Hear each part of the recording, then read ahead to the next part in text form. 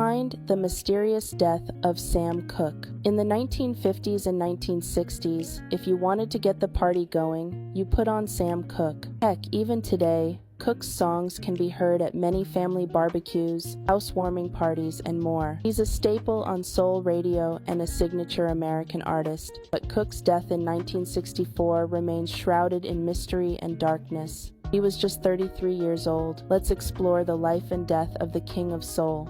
Beginnings.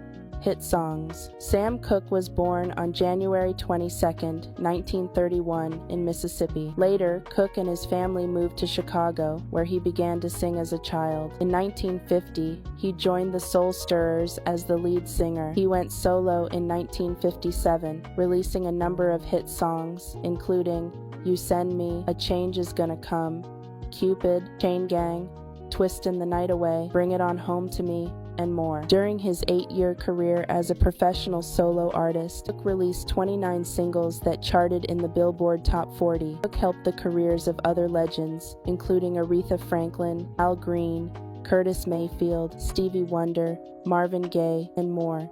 He also helped to popularize the music of Otis Redding and James Brown. Writer Bruce Eder said he was the inventor of soul music. Civil rights movement leader Cooke was integral to the civil rights movement in America. He leveraged his influence and popularity with both the white and black populations to fight for equal rights for African Americans. He even helped to organize sessions with major figures including Muhammad Ali, Malcolm X, and Jim Brown. The impact of Sam Cooke's all-too-brief life on the history of music can't be overstated. Not content with having one of the strongest, smoothest voices in soul, the singer arguably became the first star-turned-mogul in the business, setting up his own record label and publishing company in his late 20s. His song A Change Is Gonna Come, released posthumously 11 days after he died, was at once a cry of desperation and a clarion call of hope. It signified the limbo of an African-American community still in the process of extricating itself from profound institutional and social oppression. Cooke agreed with his musical collaborator Bobby Womack when he told him the song sounded like death. After recording it, he only sang it once in public during his lifetime, in a recording of The Tonight Show, which is now lost. Just 10 months after that performance, the song would become forever intertwined with death under the most unexpected of circumstances, as Cooke lost his life at the age of just 33. And mystery continues to swirl around the specific circumstances of this tragic event even today, perpetuating conspiracy theories which have been put forward from the moment it happened. What we know for certain is that a young woman called the police via a phone booth close to the Hacienda Motel in Los Angeles in the early hours of December 11, 1964. She told the police, "I was kidnapped." A few minutes later, Cooke was dead. So, what happened at the motel? The young woman on the phone was Elisa Boyer, who'd met Cooke earlier in the evening at Martoni's restaurant in Hollywood. Cooke had had dinner there with his label's recording engineer, Al Schmidt, and Schmidt's then-wife, Joan Dew. During the meal, Dew recalls that Cooke took out a large wad of cash and put it on the table. "Don't be flashing that money here," Schmidt told him. "Put it back in your pocket." As the couple said their goodbyes, Cooke went up to the bar where Boyer happened to be sitting, and the two began chatting. After drinking late into the night, Cooke insisted on driving Boyer to a motel. He did so against her will, according to her testimony on the witness stand, as she told him repeatedly, "Please take me home." The two ended up at the Hacienda, where Cooke allegedly attempted to rape Boyer before she fled the scene while he was using the bathroom, accidentally taking some of his clothes with her. That's where Boyer's part of the story ends.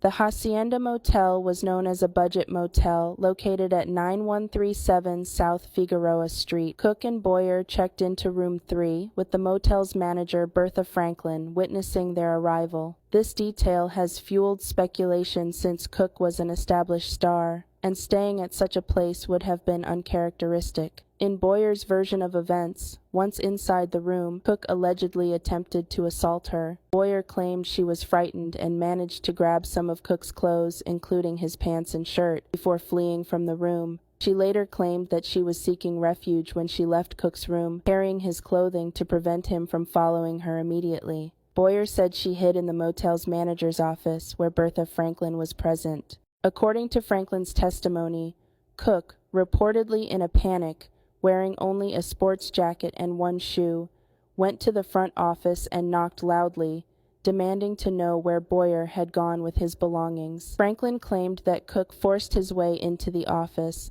yelling and trying to open doors to search for Boyer. Franklin said that a physical struggle ensued, with Cooke allegedly grabbing her and knocking her to the ground. Franklin testified that she retrieved a gun and, fearing for her life, shot Cooke once in the chest, killing him instantly. According to her, Cooke's last words were, "Lady, you shot me." He was found dead on the scene, with a blood alcohol level suggesting he was moderately intoxicated. Franklin claimed she acted in self-defense, and after the shooting, Boyer made her way to a phone booth and called the police.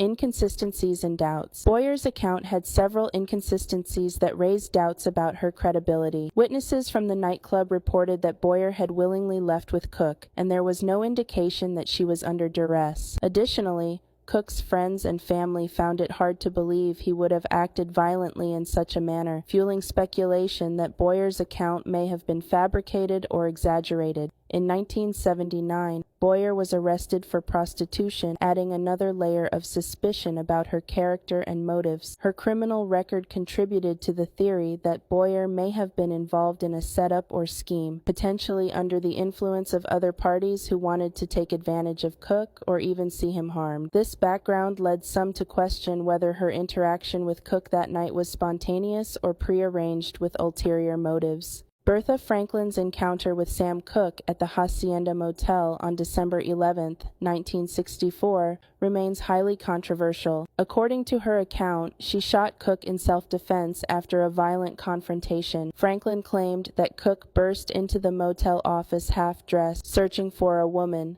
Elisa Boyer, who had fled the room they shared, allegedly taking his clothes and money. The incident and Franklin's account. Franklin's testimony stated that Cooke, intoxicated and enraged, demanded to know where Boyer had gone, accusing Franklin of hiding her. Franklin alleged that Cooke then tried to grab her, prompting her to defend herself by hitting him with a broom handle. She claimed that this action did little to stop him, so she grabbed her .22 caliber pistol and fired 3 shots, one of which fatally struck Cooke in the chest. Franklin's account painted Cooke as aggressive, suggesting that she feared for her life, which led her to use deadly force. The police investigation at the time accepted her explanation and ruled Cooke's death a justifiable homicide, attributing his behavior to intoxication and possibly drug use, though no drugs were found in his system. Franklin's lawsuit against Cooke's estate. Following Cooke's death, Franklin faced significant public backlash and even received death threats from fans who believed she was responsible for his murder. In response to the negative publicity and harassment she experienced, Franklin filed a lawsuit against Cooke's estate, seeking $200,000 in damages. She argued that the incident and resulting media attention had damaged her reputation,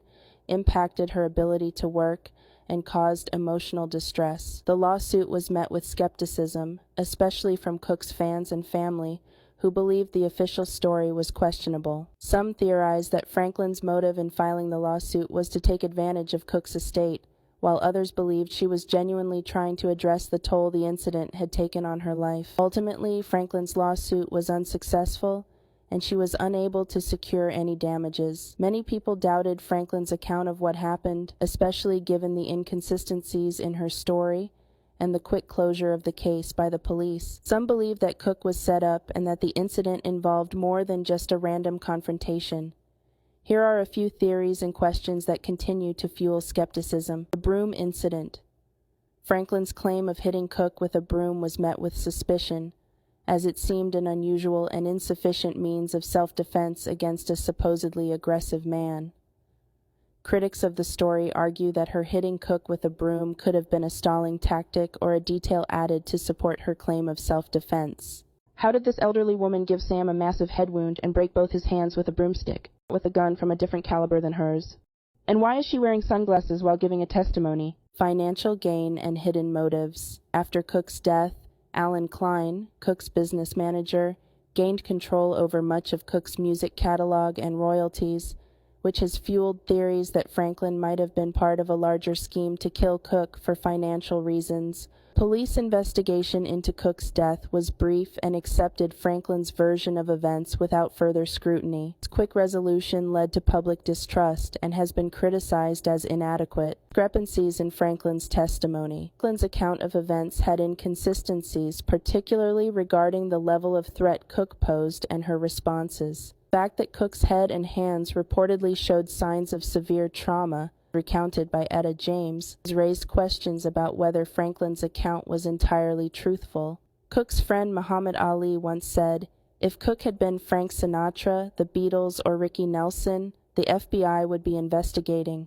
Other elements of the case didn't add up, as singer Etta James recalled at his funeral that his head was practically disconnected from his shoulders. That's how badly he'd been beaten. His hands were broken and crushed. They tried to cover it up with makeup, but I could see massive bruises on his head.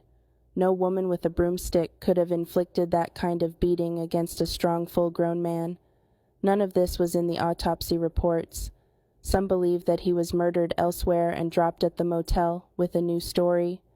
Others think that his business manager was involved, hoping to control his millions. Coroner's inquest and official findings. An inquest was held days later, on December 16, 1964. Both Boyer and Franklin testified, and the jury ruled the shooting a justifiable homicide, citing self-defense on Franklin's part. Franklin was not charged with any crime. The inquest was relatively brief and didn't delve deeply into the inconsistencies surrounding the incident. For instance, the police accepted Boyer's version of events without conducting a thorough investigation of her background or questioning her story's details. The case was officially closed, with the verdict supporting Franklin's claim of self-defense. Cooke's missing money.